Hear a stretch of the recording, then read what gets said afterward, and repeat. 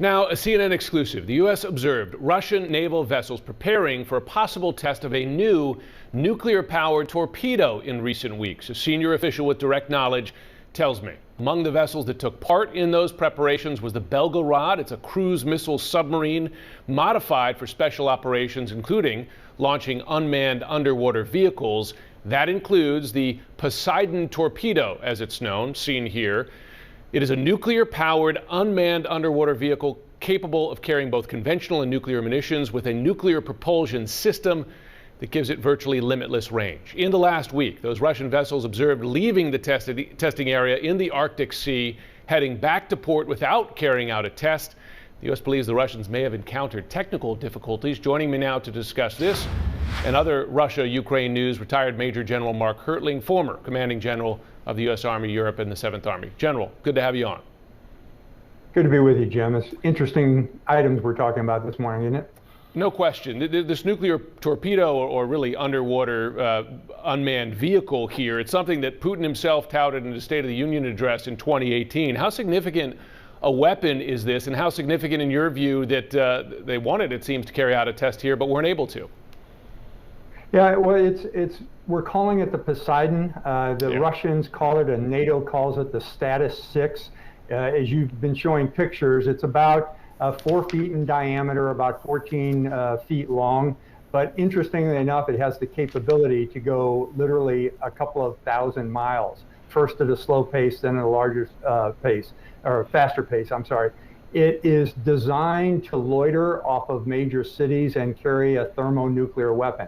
Now, what I think we're hearing from the intelligence community is seeing this being loaded up on that Belgorod-class submarine tells me that it was part of the nuclear exercise that Russia so transparently advertised over the last couple of weeks.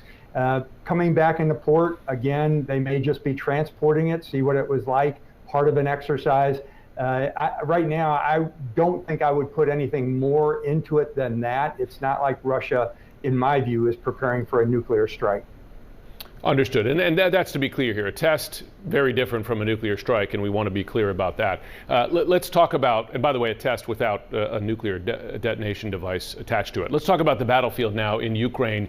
Russian forces significantly withdrawing from Kherson, the only provincial capital that they were able to capture in this ongoing invasion here. How significant a loss is that for Russia, and victory for the Ukrainians? It's pretty big, Jim. We've been talking about this for weeks as the Ukrainian forces have been attempting to surround those forces that are on the western bank of the Dnipro River. That is where the Russian forces decided, interestingly enough, to take up defensive positions with a large river and a wide river at their back.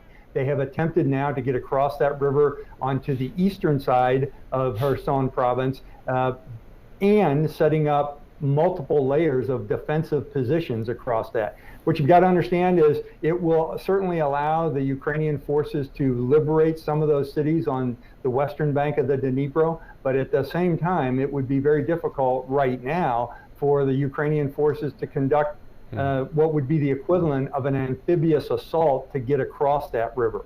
At the same time, there's fighting going on elsewhere, and all of it seems to be in the momentum of the Ukraine forces.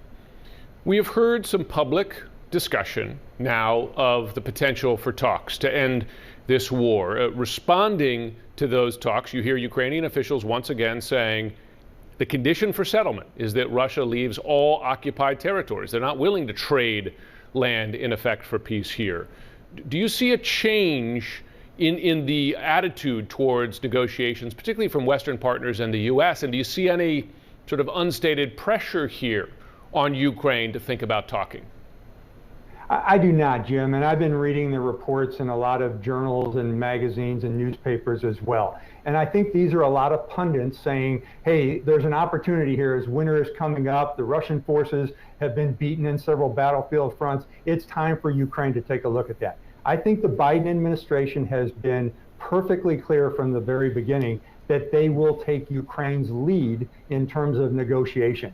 Now, Mr. Zelensky has made it very clear. He wants to regain the sovereignty of his territory, interestingly, including Crimea, something that will certainly put Mr. Putin in the defensive position. But I got to tell you, Russia has not been very good in terms of any of the operations they have conducted. They have continued to fail in even attempting to regenerate and move their forces around. So there could be a potential opportunity for negotiation. But again, I believe the United States is going to stand firmly behind President Zelensky in what he and the Ukrainian people want to do.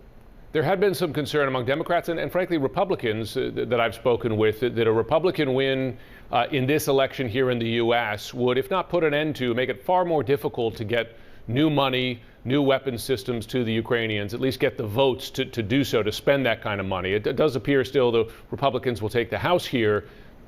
Do you think that this puts in jeopardy future financial and military assistance for Ukraine from the U.S.? It's certainly going to put a different...